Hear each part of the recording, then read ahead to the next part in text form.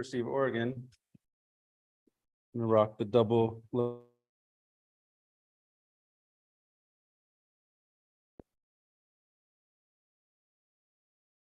right, well, I'm really excited to talk to you today, and I hope you're excited to see some organismal biology. So I'm in the Department of Fisheries, Wildlife, and Conservation Sciences, where pretty much all of us are doing organismal biology. And I want to start by talking about the origin of that as a field.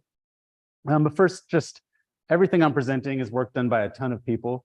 And I'll be presenting work led by Joel Ruprecht, Ellen Dimmitt, and Charlotte Erickson.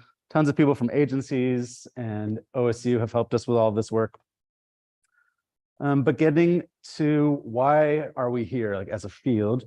And Matt Leibold came and gave a talk about meta communities at OSU, and he started with this historical introduction about the history of thought that led us to meta community theory. And I thought this is a great thing to do when you give seminars at universities, so you can talk to grad students about like where do we all come from? And so there was a time where zoologists were working on comparative anatomy and embryology and in labs, and somebody had to think, let's do work in nature. Like, it sounds so obvious, right? But people weren't doing large scale field studies in nature. And so I like this forward written by Alistair Hardy. Oh, thank you so much. About Elton's contribution. And Elton was and still is essentially a naturalist. So as I've said, he turned in the opposite direction. He was determined to apply the scientific method to living animals, not, however, by laboratory analyses, but by studying them under the natural conditions of their own habitats.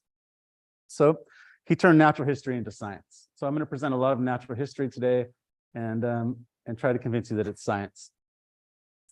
So Elton is probably most well known among you for writing the first animal ecology textbook. And we've been doing a lot of work in Alaska, including with bears and wolves. And he and a co-author published this food web. And there's some interesting things about how Elton was thinking about animal ecology. So for one, really extensive observation. So he's like out there in nature, seeing what's happening. And he says that we should start at marine animals and follow the arrows, because the conception at the time was that energy is moving up through food webs. This is called the pyramid of numbers, right? So you've got producers leading to energy moving up to primary consumers, secondary consumers, and so on. And so the idea of starting at marine animals and following the arrows is how energy is moving through the food webs. That's how people were thinking about this. And Elton made some interesting observations here. One of them is that Arctic foxes are linked to polar bears through dung, which the reason that's interesting is that like 100 years later, we're sequencing the scat of foxes on the Alaskan coast and finding a ton of bear in their diet. And we're like, what is going on? And then 100-year-old paper, they like to eat bear shit. Okay. So this idea of energy just moving up through food web lasted quite a long time. And then there's this sort of famous paper. I wouldn't say it's a great paper, but it made a large contribution. And the basic idea was, it's called Hairston, Smith, and Slobodkin's green world hypothesis. And so the idea was the world is green in part because predators keep consumers from eating all of the vegetation. Right? So it was an idea. And so they weren't the first people to think about this, but this sort of the origin of the trophic cascade idea, and to some degree. But I mean, Darwin thought about quite similar things. He has this whole passage about cats eating field mice that eat bees that pollinate flowers and how things are connected so that top-down forces matter in ecosystems. But in a way that was experimental and large scale. I think most of the credit goes to Bob Payne. And so Bob was a student of Frederick Smith from Hairston, Smith, and Slobodkin in the green world hypothesis. So when he gets his assistant professorship position at UW, he goes to Tatoosh Island and starts just chucking sea stars into the ocean, removing them from the intertidal, and found like total changes in intertidal communities from a diverse community with lots of organisms to something that's very mussel dominated. So this was the origin of the idea of a keystone species. You remove sea stars, everything collapses. A little bit less well known is that Bob also did this with sea urchins. So go out to the bottom of the ocean, pull out a bunch of sea urchins, and see what happens to algae, so to kelp, right? And so remove urchins, kelp grows. And so this is interesting because Bob went to the Aleutian Islands where he met a young Jim Estes. And he's like, Jim, what are you studying? Jim says, I'm studying the movement of energy through food webs into sea otters. That's lots of focal observations of sea otters. Bob says that's really boring. You should not study that. You should study the role of sea otters in their community. And this led to the idea that this sort of well-known science paper led by Jim, showing trophic cascades from sea otters to kelp, but via their consumption of urchins. Okay, this idea didn't just run away in ecology. It wasn't like everyone's trophic cascades are everywhere. There's lots of criticism because, of course, plants can defend themselves, and there's lots of reasons that the world is green that is not because of predators. So one paper I like about this is Are Trophic Cascades All Wet by Donald Strong, who was a longtime editor in ecology. And in wildlife, in terrestrial wildlife, things really started to change in 1999. And that's when people started to study interactions among carnivores. You guys know who Prince is, right? For God's sakes. All right. And this was the Crooks and Soule's paper in Nature on the mesopredator release hypothesis. And the idea was that landscape mediates whether you have coyotes, which influences whether you have smaller carnivores, including domestic cats, which influences bird nesting success, and so on. So interactions among carnivores matter for the ecosystem. A much less well-known paper, in part because it was totally brutal, was just the aerial gunning of coyotes in a bunch of study areas and not in others in a before-after control impact design. So experimental evidence that when you remove coyotes, in the coyote control leads to, the control site means no coyote control. So that means they did not kill coyotes. Higher rodent diversity, you remove coyotes. Low rodent diversity, if you remove coyotes, you get increased relative abundance of small mammal predators. So other predators do well when you remove coyotes. Rodent diversity goes down when you remove coyotes. This was extended by a work of sheer brilliance in 2012, also a joke, with a long time series from Minnesota suggesting that wolves were indirectly benefiting foxes. So the presence of wolves leads to a wolf-fox community. Presence of coyotes leads to fewer foxes and different prey selected. So you can imagine whether or not you have wolves matters for the ecosystem, not just through direct consumption of things like elk or deer, but also through their interactions with other species. And so tying a bow on all this, I think, was Laura Prue and Kelly Civi's work, both their work that they did and the reviews, which integrated the idea that, well, yeah, some large predators are killing smaller predators. They're also changing their behavior, but they supply them with a lot of food. So there's two things happening. There's the fact that they suppress them and that they provision them with carrion. And so it's within this context I want to talk to you about an act or a play in two acts, one about sea otters and coastal wolves in Southeast and Western Alaska, and then one here in Oregon about multi-species interactions among carnivores. Okay, so let's start with wolves here. And so this is work that we started, I think, in 2015, almost as soon as I got here. DNA metabarcoding was this new thing, of SCAT at least, and I was really excited to try it out at large scale. And so I started working with Gretchen Roffler, who was a colleague at Alaska Department of Fish and Game. And then we've had several students work on this project. Charlotte Erickson did her PhD in part on this project, and now postdoc. Jen runs most of our lab samples. She's a longtime lab manager. And then Ellen's expanding this into Western Alaska now. And so before I get started here, just how I think about this field and science. So your advisors are probably telling you that you need hypotheses because they'd like to do that. And hypotheses are great, but they're only one part of the scientific method, right? Like you can't get hypotheses out of nowhere. You have to observe something. And so I think it's really fulfilling to collect lots of observations, observe patterns, get ideas, which we like to call theories, generate hypotheses, make predictions, and so on. So science is a cycle, and it's really fulfilling, I think, to be involved in this full cycle. You observe something new about nature that leads to hypotheses, and so on. And I think in practice, this is how a lot of science is done. So this is a paper our lab wrote, led by Marie Tosa. And one of the ideas is that this observational method here has been supercharged by next generation methods, because we have camera traps and bioacoustics and AI and DNA metabarcoding. So we no longer generate natural history anecdotes we have to keep to ourselves. We generate verifiable and replicable data sets that are natural history observations that generate patterns and lead to theory and so on. Okay, now finally we get to wolves. So if you working with wolves, it's the standard paradigm is that wolves are obligate ungulate predators. They need large mammals to live. They hunt in groups, hunt large-bodied things. And this idea has huge conservation implications in Tongass National Forest, which probably many of you know has lots of controversy around the roadless rule, old-growth forest logging.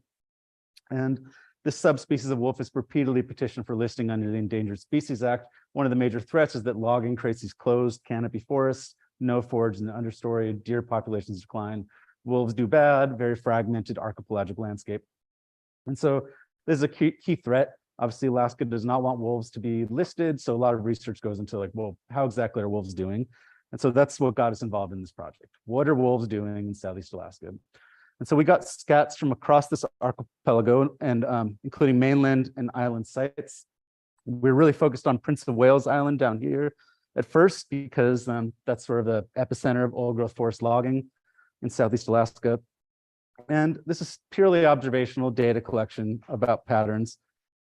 And at the time, fecal DNA metabarcoding, we were just trying to figure out the best way to do this, but the basic idea is, that we want to find a region of the genome, almost always the mitochondrial genome for vertebrates. And we want two regions that are conserved, meaning they're exactly the same or as close as possible to the same across all the taxa we want to amplify so we can use primers. And then we want the region in between those to be just variable enough that it's the same within a species and different among species. Okay, so we're using the sequence as a barcode gene to identify species. Okay, and so this is the first thing we started seeing. Predictably, in red here, wolves are eating a ton of deer in southern Southeast Alaska. Beaver, black bear are also really key prey species for them. Can you see my cursor? You can, okay. So here's beaver, here's black bear. And as you move up, you get some interesting things. So Q Island has lots of moose. You see this blue chunk here is marine mammals, orange is moose. As you move up to northeast part of Southeast Alaska, you start to see a lot of mountain goats. But then all of this blue here in Pleasant Island, Gustavus, and Q Island was marine mammals. And so we were like, what's going on here? And the marine mammals that started to appear over and over again, this is sort of stacked bar chart of relative breed abundance. So total proportion of this marine mammal and the proportion of that is sea otter. But it started to be sea otter. So I'm doing the bioinformatics. I start seeing sea otter pop up. I'm like, what the hell is going on here? We start mapping it, and Pleasant Island comes out as being this place where they're just eating a ton of sea otter. Okay. So this presents an idea that a huge part of their diet, over 60% here, is coming from sea otters, and it's changing over time. I'll show you in a minute. That the reintroduction and recolonization of sea otters after their extinction due to the maritime fur trade leads to a subsidy of resources from the marine systems to terrestrial systems, similar to how you might think about salmon subsidizing bears. And so this sort of textbook example of a top predator inducing a trophic cascade might also be an important bottom-up resources for wolves, which are, of course, a key predator in terrestrial systems. So this idea is called apparent competition. So two prey species are competing through a shared predator. So the basic idea being that,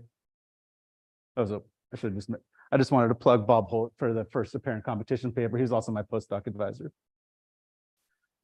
Okay, so you always just work on what you worked on before, right? I see apparent competition is everywhere. The idea is that sea otters might negatively affect terrestrial herbivores by supporting wolves. So terrestrial herbivores go down because wolves can remain abundant on a marine-based diet now because this super abundant source of food is available in the nearshore ecosystem. So sea otters get to Southeast Alaska again in the mid-1960s when Alaska Department of Fish and Game trapped them in the Aleutian Islands and then dumped them in a place called Icy Strait right outside of Glacier Bay. Looks kind of like this. The reintroduction site is here. This is now the mouth of the open ocean. This is Icy Strait. But you can see through the 80s, 90s, and 2000s, they start to move up into Glacier Bay and past this island called Pleasant Island. Now sea otters are locally at carrying capacity, so the population is no longer growing. There's now a legal harvest of sea otters. And you can visualize their occurrence. The brighter red, the higher their local density is. They're now all throughout the outer coast of Prince of Wales Island, and up into Q Island, and then these so-called ABC islands of Admiralty, Baranof, and Chichagof that have no wolves.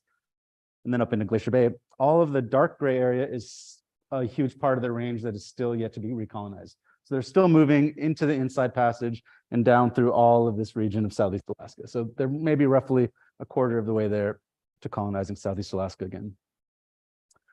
Okay, on this map, these bars are telling you of the scats we sampled, what proportion of their diet is sea otters. That's the dark blue, ungulate, either deer or moose, the medium blue, and then the light blue is anything else. And so you can see throughout the range, there's some sea otter getting consumed on if the scats were collected near the outer coast, but especially up there on Pleasant Island.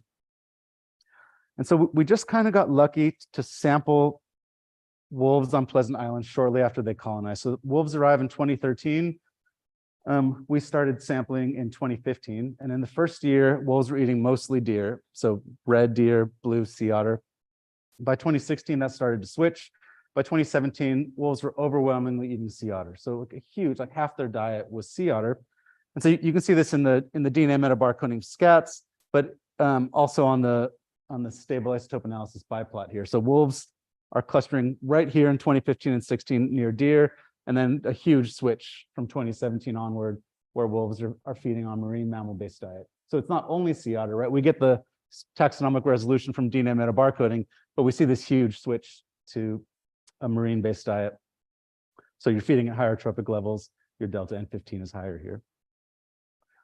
Okay, we got lucky again because this site where wolves colonize is an important deer hunting site for Alaskans. And so Alaska Department of Fish and Game has good harvest records and they have deer pellet group surveys. So the red dots here are the relative deer abundance from pellet group surveys. So go out, find pellets.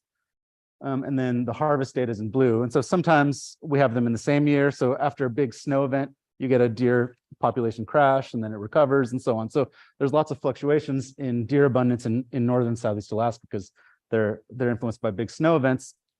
But shortly after wolves colonize, the deer population just crashes and is nearly extirpated in just a few years. So you would think the deer cannot persist, but they've been able to persist, reproduce almost annually on a sea otter-based diet. So the next question we had was, is Pleasant Island here just a place that wolves swim over to kill sea otters? So is it subsidized by terrestrial herbivores on the mainland? They come here, eat a bunch of sea otters, kill a bunch of deer, and so on. And so for that, we use genotyping by amplicon sequencing. So we do big PCR multiplex, generate, amplify SNP, sequence them, identify unique individuals. And then a few things I want to call attention to. So none of the genotyped animals from Pleasant Island. Now, we now have well over these 583 scats, but no genotypes from Pleasant Island have been detected on the Gustavus forelands in the mainland or vice versa. So we have detected no movement. So it's a pack. There's a breeding pack that just lives here, has a den. We get pup counts every year. And then the shaded area here is their home range. And so you can see on Pleasant Island, almost all their time is spent going around the coast here, right? They'll go into the interior perhaps for denning or some rendezvous site, but they're spent around the coast. None of the GPS collared wolves have moved between the island or mainland. So you've got a whole wolf pack living on this island on a almost completely marine-based diet. And so if you plot their density in terms of the average number of wolves we detect per year relative to the area size, this would be the highest density wolf population ever recorded. The only other one that's close is Coronation Island, which I'll talk about in a minute. It was a famous wolf introduction site. So here's Coronation Island. Before 1960, it was a deer vegetation site, no predators, right? Wolves are introduced in 1960. The deer population in red here quickly crashes. The wolf population crashes just afterwards. So wolves have their flash in the pan. They kill all the deer, they die off themselves, right? And then a decade later, deer pellet group surveys get started. Deer are doing fine on the island again. There are no wolves. So fundamentally, you introduce this new marine species into the system, things change completely. You've got a deer vegetation system. Now wolves colonize, but here in the context of sea otters now being recovered. And now you get a wolf sea otter system, deer are gone. Right? Sea otters can't be extirpated by wolves because they're so abundant in the marine system. The amount of predation that wolves exert is too small to affect their populations. Okay, so lots of open questions here. So this is the Pleasant Island data with wolves now still doing quite well. We found out they did not breed last year, they did breed this year, so they're still reproducing now, years after there have not been any deer available. Okay, so how are they getting sea otters?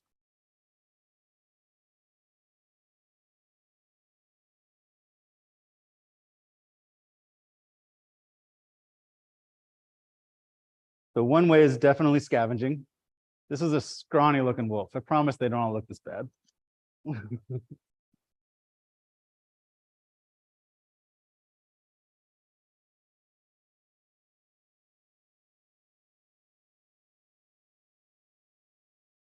There like a near light we could turn off? I have a bunch of videos coming up if so.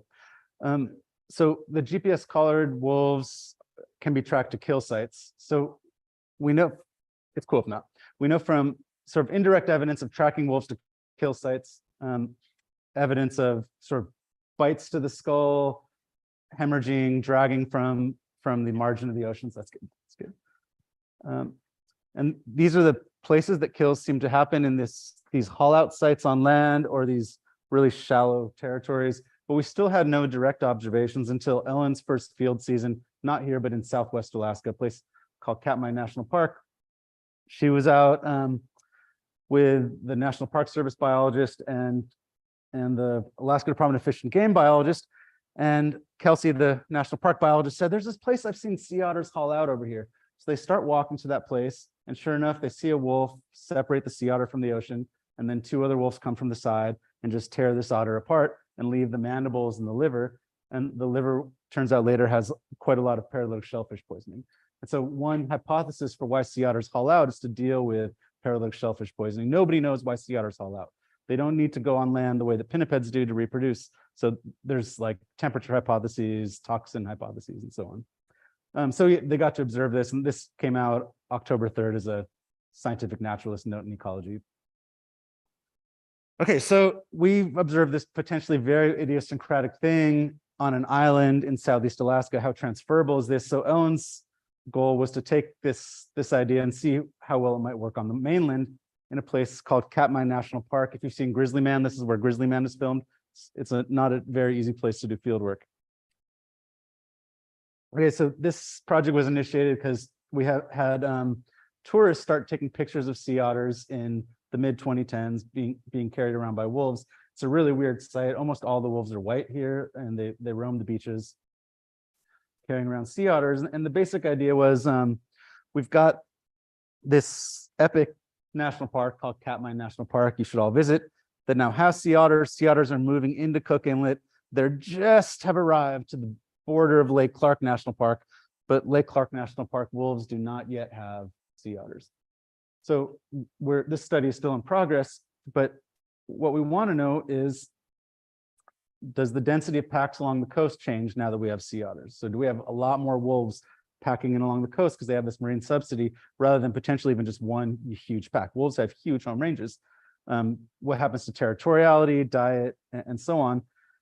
So this is the Katmai coast in the bigger box here, and we chose a bunch of different bays to study, not knowing if this would be one huge or two huge wolf packs or different packs. And then Lake Clark, similarly, we've got these different study areas along the coast. Just to show you a little bit more of an epic picture, including the orange dot here is king salmon. So we are based in king salmon. We have to fly a little plane, land on the beach here on the Katmai coast. Looks kind of like this. And then get out all your gear. This is so when you guys want to do field internships and stuff. But so you set up a little electric fence to protect yourself from bears, and then just spend the next 3 weeks looking for wolf shit. This is it. Okay. And so we were surprised going into this that we were going to find that sea otters were also the #1 prey item of wolves on the Katmai coast. But as soon as we started going there, you see sea otter skulls everywhere. They're clearly getting consumed, including around the den. We found 3 den sites. So they're clearly eating a lot of sea otters. But the diet is diverse and full of marine resources. Salmon are also hugely important to the Katmai wolves, these strange, scrawny white wolves.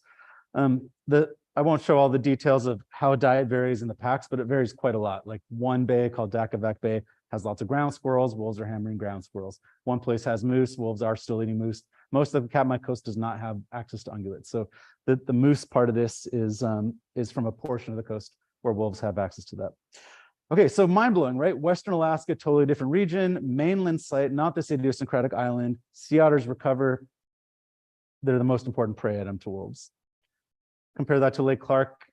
Well, sea otters just knocking on the door. Moose are by far the most important prey item, small rodents and other things that are more typical, including sometimes bears. Okay, so we're still just starting to get genotype data, but from Katmai, we have interesting stuff. I have interesting stuff to tell you. So this is as of yesterday. I was going to put something cute here about how like not even any beavers have seen this. Only you ducks are the first to see this. But in any case, so this is around Katmai Bay. There's 3 different packs using an area within 15 miles. If you know anything about wolves, that's like not a thing that happens. These things have huge territories. They're partitioning the coast very finely, similarly to some work we've done in Brazil, showing that jaguars can reduce territoriality and pack in along aquatic resources in the Pantanal. And then every site we visited was a totally different pack. So the colors here are unique genotypes. So lots of packs are partitioning the Katmai coast. We don't yet have the Lake Clark National Park data to know how different this is, but from GPS color data from Southeast Alaska, nothing like this happens. These huge home ranges that span lots of these big islands. So Kayla Fratt had just started her PhD when she's a professional scat dog handler. This is her dog Barley. And so the goal of this project is to return to Southeast Alaska, focused on places we've found some sea otter consumption, and really start to look at the ecosystem level impacts of the sea otter wolf interaction. Okay, with that, just a brief intermission because I talk really fast. And this is from Katmai. This is a wolf rendezvous site. And a bear shows up. As we're talking about species interactions among carnivores.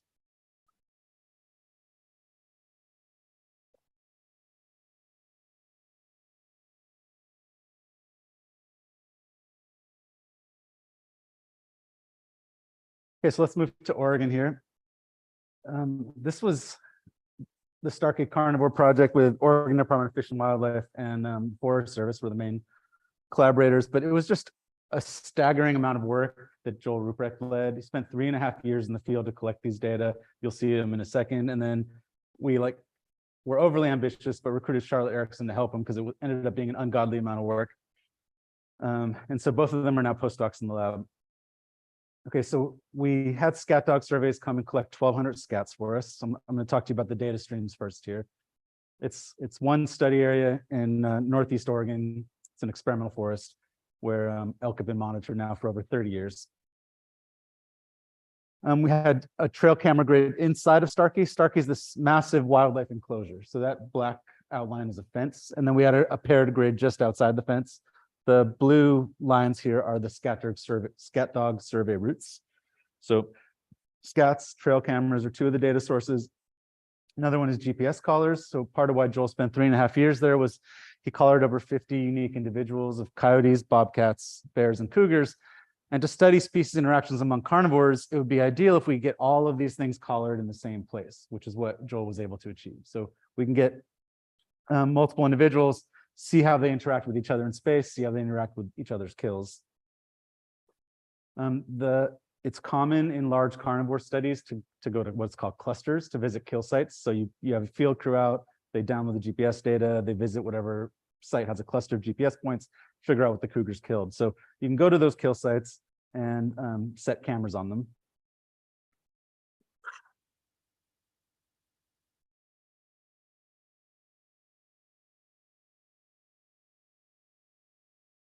So an interesting thing happens when you set cameras on kill sites is that a pretty large fraction of them are scavenged.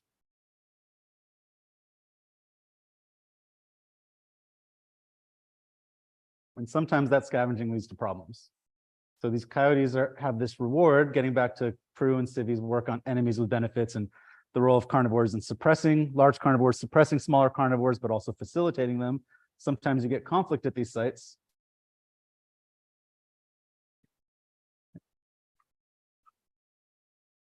You can learn quite a bit about the behavior here. I don't know if you're gonna be able to hear this, but another coyote is about to alarm call.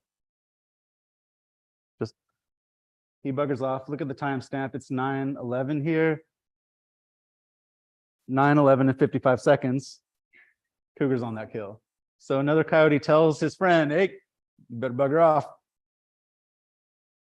Let's watch one more here. So this is a collared cougar killed a collared elk. Not a very high visibility area. You'd be pretty nervous going into here if you were a coyote, right? Collared coyote shows up. Looking around. But that collared cougar killed that collared coyote and ate it. So clearly there's risk and reward here. I know, isn't that, come on. Come on. All right, and of course, bears are also getting this subsidy, right? So we'd like to quantify how much is the reward to bears, how much is the reward to coyotes, and then how are they interacting with each other in space? Okay, so if you think about this in risk-reward trade-offs, I mean, if the risk is low and the reward is high, you should just always just scavenge all the time, right? Which is probably the case for the larger bodied bears. They're not going to get eaten by cougars. Bears with cubs, they're probably a little much more nervous getting eaten by a cougar, or even some small black bears. But if the reward from scavenging is low and the risk is high, you should just never do it. But then what happens in between is where the interesting science is. How do you balance risk-reward trade-offs? So it's not such an easy question to answer, but we have all of these different data streams where we could ask, are the results consistent with suppression by cougars or facilitation by cougars? So for example, like, how do coyotes, bears, and bobcats respond to cougar presence in space? So we have collars on both of them. Do they avoid each other? Are they attracted to the kills of cougars? Do they eat cougar kills? So are they being provisioned by cougars? If so, how much? How often do they visit carcasses? And how often are they themselves getting killed? That's what we wanted to understand, right? Okay. So are carnivores attracted to cougar kills? Do they avoid cougars? So the main method we use for this is something called step selection functions. The basic idea is you've got a coyote moving, it's got a bunch of GPS points. Those points have step lengths and turning angles associated with them. At any one point, you might want to know, why did it go there instead of to a bunch of random sites it could have gone to? So from t-1 to t, it went to that used points. We generate a bunch of random points that have covariates like canopy cover and so on. But one of those covariates could be proximity to cougar. So if they are repelled for cougars, they will be selecting for points that are further away from cougars rather than closer to cougars when you control for all the other things that coyotes like low canopy cover and so on, right? So we're trying to infer something about how species interact in space from this GPS data. And you can do the same thing with kills. In this case, if they're attracted to kills, they'll be selecting for sites that are short distances. So they'll be avoiding far distance, selecting short distance. And then that, of course, will change with time, right? So we assume they'll select for kills early when they're still fresh, not so much after months have gone by.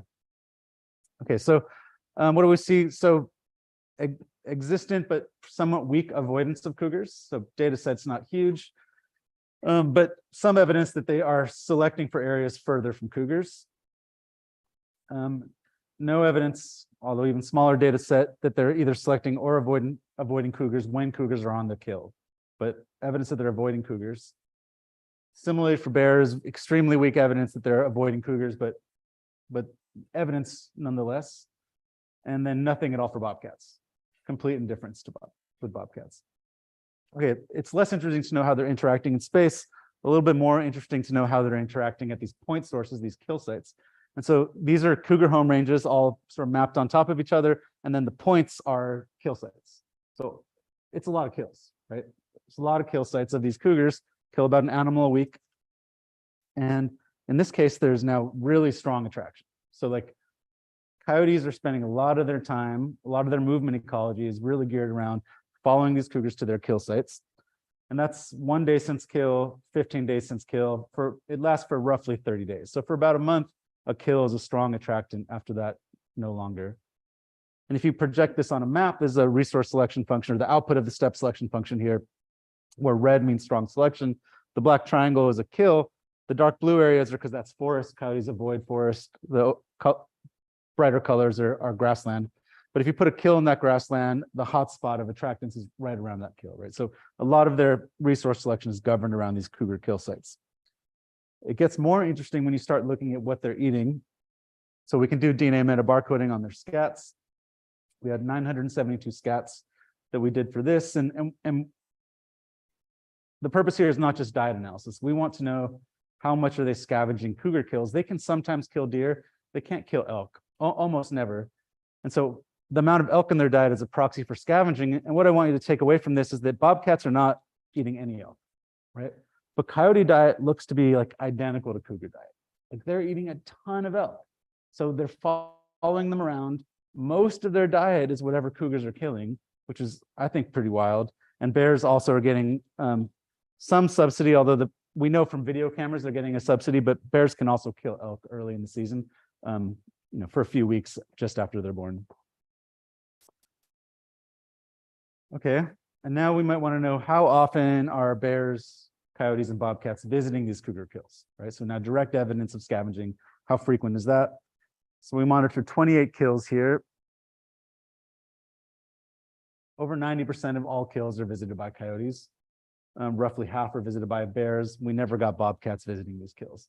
And these patterns are not something that are inherent to the species. Like if we did the same study in the Oregon Coast Range, I'm sure we get very different results because every species is navigating their own risk-reward trade-offs based on the local, their local capabilities of finding food elsewhere, the local risk landscape, and so on. But here, bobcats do not scavenge, either from DNA metabarcoding or cameras on kills. Okay, the daily kill site visits look kind of like this for coyotes on the left and bears on the right. They visit a lot early. We're underestimating the first few days because sometimes it could take 2 or 3 days to get to the kill. But visiting quite regularly early, about a month, this flattens out, which means no longer selection. For bears, it also selection early, but much weaker or much fewer visits. Okay, so one anecdote I want to share with you is how are coyotes detecting these kills and from what distances? So they're highly territorial. We have two kinds of coyotes. So ones are territorial, ones are not. They're sort of still looking for their forever home. But this coyote made 2 extraterritorial movements to 2 separate cougar kills, risking being in another coyote's territory. Like quite a distance away. I think it was 2 kilometers away. So somehow it detected a kill was 2 kilometers away, either an olfactory signal or ravens or some other signal of scavenging, which I think is interesting. So they're highly detectable, these kills from a distance. Okay, so the hardest thing to quantify in these species interactions is how much one species kills another. And even harder is like what proportion of coyotes are getting killed every year by cougars. So we tried to do this. And so visited 128 cougar kill sites. We want to know the proportion of the coyote population killed annually. So to do this, we need the density of the species. So like how many coyotes are even there, how many cougars are there. So we have pretty good data on that from from spatial capture recapture analyses from all these genotype scats. And ultimately, we want to know the number of coyotes killed by cougars relative to the number of coyotes. So the density estimates in the denominator. All right, so how do we do this? How many cougars are there? How often do cougars make kills? 54.5 kills per cougar per year. What proportion of their kills are coyote? So about 7% of the cougar kills were coyote. They kill 54.5 animals a year. There's about 2.2 cougars per 100 square kilometers, related to the coyote density of about 34 per 100 square kilometers. So in the time that we did this study, it was a little over 20% of coyotes are killed by cougars every year. So not a trivial amount, right? Not enough. Coyotes are very fecund, not enough to cause their population to decline, but quite a large fraction. And so to summarize that, coyotes are avoiding cougars. They're attracted to their kill sites. They're eating whatever cougars eat. They visit 90% of carcasses, and they're killed. Over 20% of their population was killed by cougars.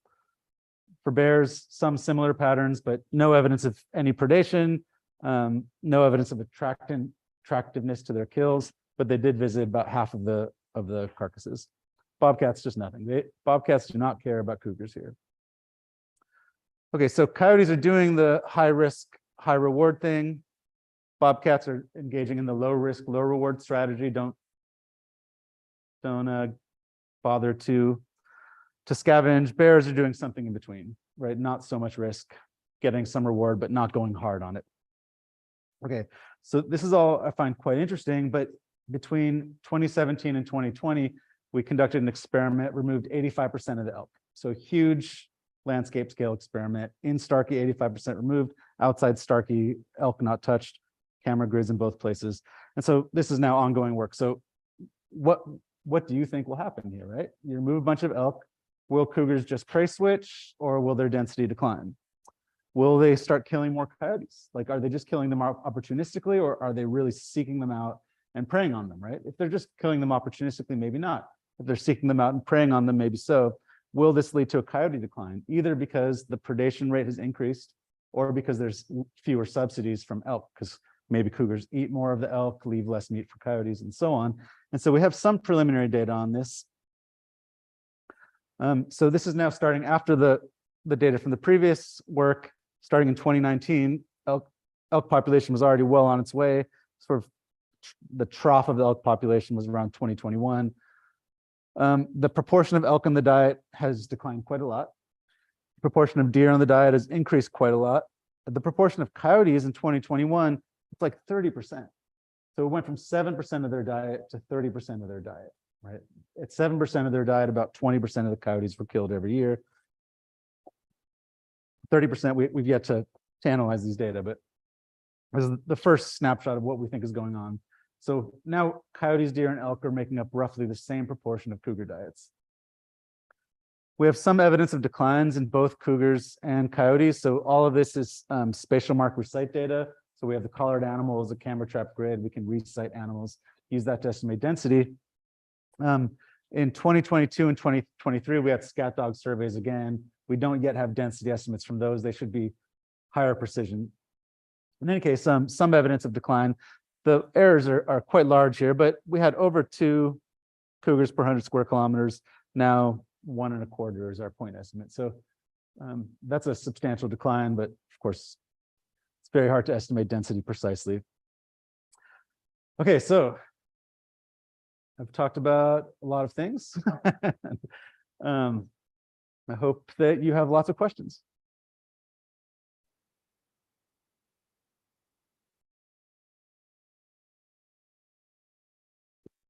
If you want, I can take the mic around. Which one is it? Yeah.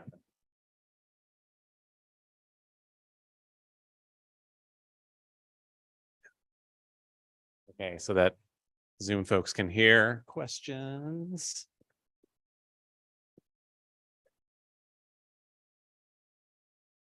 Thanks so much for your talk. I was just curious, like, how dangerous is it for people from the team to go to the kill sites and like set up cameras there?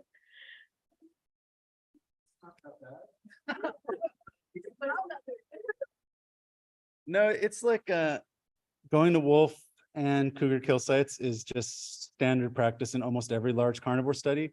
It's much more dangerous to go to grizzly bear kill sites. But wolf and bear is pretty chill. You don't want to be alone. Going to den sites, there was one problem where Marcus, who's now started as masters, but was longtime ODFW technician, took a volunteer, like an intern, to the cougar kill site, and the mom was there, and they had some problems. But otherwise, I've not heard of any big problems. Yeah. We'll go here, and then we'll go to the back. Oh, geez. Thank you. That was super cool. I was curious if the coyote kills were like more proximate to other kill sites. Like, are the cougars hunting down the coyotes, or do they just kind of run across them when they're scavenging?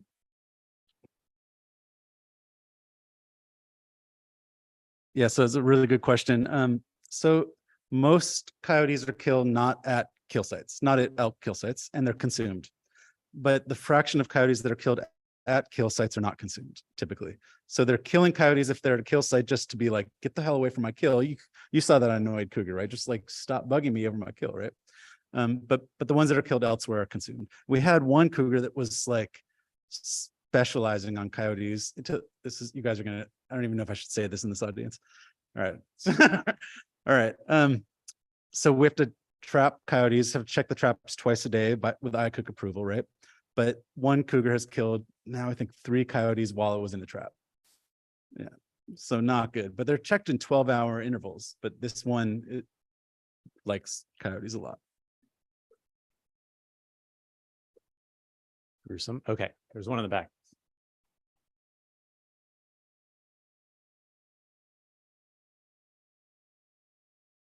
So I was wondering for the island population where the deer had been wiped out and wolves had switched over to the otters. Now that the wolves have kind of switched over to otters, like, do you think that the dynamics between the wolves and the deer would be different if you reintroduce deer? Like maybe they would kind of balance out more?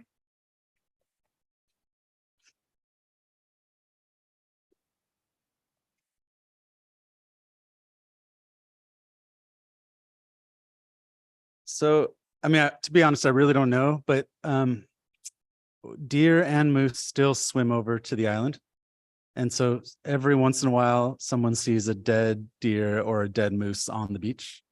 So I think wolves know what to do with a deer. I think they do. I didn't know how much time I would have, so I put a bunch of slides after the thank you slide. But maybe there might be a few things you would be interested in. One question that comes up a lot is like, well, the deer population declined really precipitously, and how can you assess causality? So to try to do that, we had deer demographic data from other sites in Southeast Alaska. And so this is just the output of a simple matrix model projecting the population in the coming years, with on the left, the number of deer killed by wolves based on the proportion of deer in their diet and their energetic needs, and the number of deer killed by hunters. And then the projected population, if that was what was going on, if there was no removal, sorry, if there was no harvest. And then the third panel here is the projected deer population with that level of wolf predation on the left. So that level of wolf predation should cause deer to collapse by 2018, right? So I think we feel pretty confident that that's what's going on. The other thing I wanted to share is, I didn't talk about the lives of all the individual wolves, but these are a bunch of individual wolves on Pleasant Island. And one thing that's been interesting is that the females are sticking around for a long time. Year after year, we keep detecting them. The males are mostly detected in 1 year, except for M16, which I love his name because he might be killing all the other wolves. But yeah, why the males are disappearing is unclear at the moment. Is it because of dispersal? Is it because M16 is killing them or some other male? Or is it because they're just easier to trap because males are dumb? I don't know. There's a lot of trapping effort here. So these crosses tend to be trapped wolves. We get the best genetic data from those animals because we have tissues. All the other animals are just genotypes. I'll share other slides while there's more questions here, but you can start to look at the individual diets. You can go. Oh yeah, you need me on Zoom. No, it's all right. Other questions? Oh.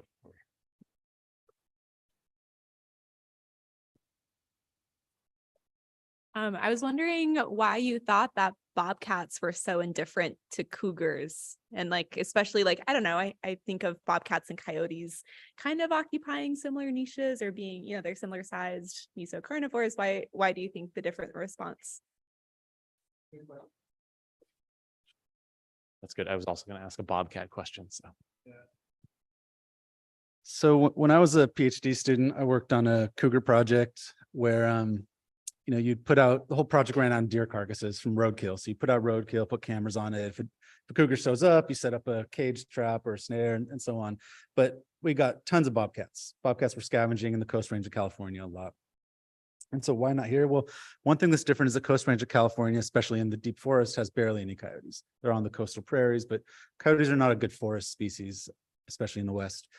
So one possibility is just bobcats have to contend with both coyote family groups and cougars. Coyotes are very common. I mean, more than an order of magnitude more common than cougars. They visit 90% of the kills. So if I had to just guess out of totally nowhere, I'd guess they don't want to deal with groups of coyotes. They select very strongly for dense forest in our study area, whereas coyotes select very strongly for open areas. I would guess, I mean, presumably bobcats are selecting for dense forest in part because that provides escape terrain, similar to how like bighorn sheep like cliffs. I think they just climb trees when coyotes come. So yeah, that's my guess. They don't want to risk coyote family groups, but how to know? I don't know. Maybe what happens now is coyote population declines because cougars start eating a lot of them, and maybe they'll make a different decision. You know, that would be interesting.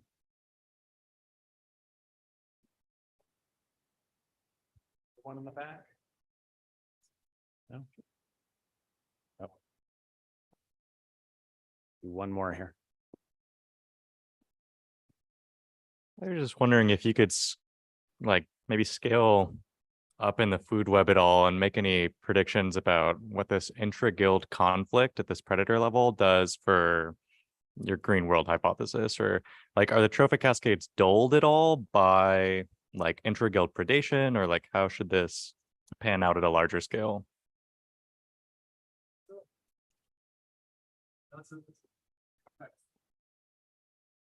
Give me a good last slide that I should have put in. Okay, so the question is, are trophic cascades potentially dulled by some of these interactions? So for the sea otter wolf example, you would think they'd be amplified, because like you might be familiar with a place called Isle Royale. It's a long-term research site with wolf, moose, and fur data and some other data sets. And so it has like this classic Loca Volterra type cycles with some shocks, like a disease enters and wolves crash, moose go off. But moose population dynamics are no longer closely tied to ungulate population dynamics.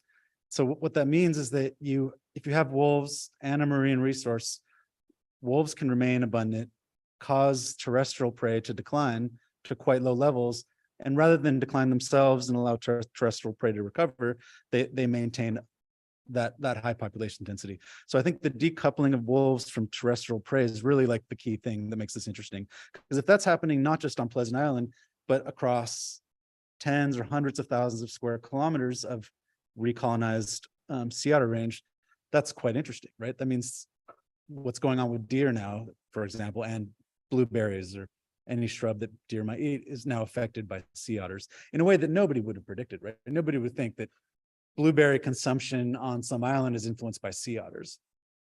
But I think it very likely is. The wolf density really is way higher when you have this marine resource. And I'm rambling a little bit here, but like we know from lots of systems that you can get a crazy hyperabundance of carnivores if you have a marine resource. Like if you've ever, like Katmai National Park, like if I'm standing in one spot in Katmai, I can easily see 20 to 30 bears at one time. It's crazy. And or the Pantanal in Brazil. If there's lots of caiman and fish, jaguar densities through the roof. You see them everywhere. So everything changes, right? We think a jaguar is a jaguar is a jaguar, a bear is a bear is a bear, and it's not the case. All of a sudden you have aquatic food for jaguars. You get play by adult males, complete territorial breakdown. All organisms are always making these decisions based on the trade-offs inherent to the lives that are leading at that place. And we put them in a box, but especially things like bears. Bears are like, I mean, they're smarter than some humans. Probably not, but close. I think they just make all sorts of weird decisions, including like we can hang out with 20 bears, including lots of bears with cubs. There's bears nursing their offspring like 5 meters from our tent sometimes, right? Just right there. You would never do that with an interior grizzly bear. Never, because those things, their whole personality has changed. They're territorial, they're defensive. Those bears are just like eating clams. They have to socialize with other bears because all their food exists in these point sources. So all the bears need to learn how to congregate. Katmai National Park is also where the waterfalls are, where you see the bear cam. So like you can see 20 adult male bears all having to tolerate each other to feed at the same point source. So you can see how wolves might also have territorial breakdown in a situation where the wolves have to all feed at the sea otter haul out sites or the salmon feed grounds. This idea has a name. It's called the resource dispersion hypothesis. So it's optimal for those organisms to to increasingly socialize and break down territoriality. Because if resources are varying in space and clustered, if I'm in one pack, I need to be able to go into another pack's territory to eat. And that pack needs to come into my territory to eat, where the resource is clustered in that way. That's a very long answer.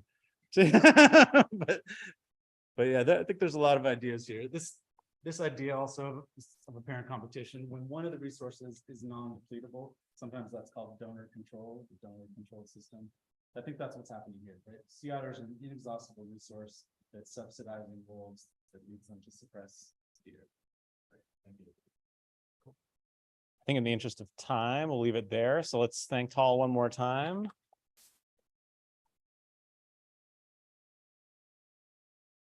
And also a reminder for people who are available, I believe we're going to do tea time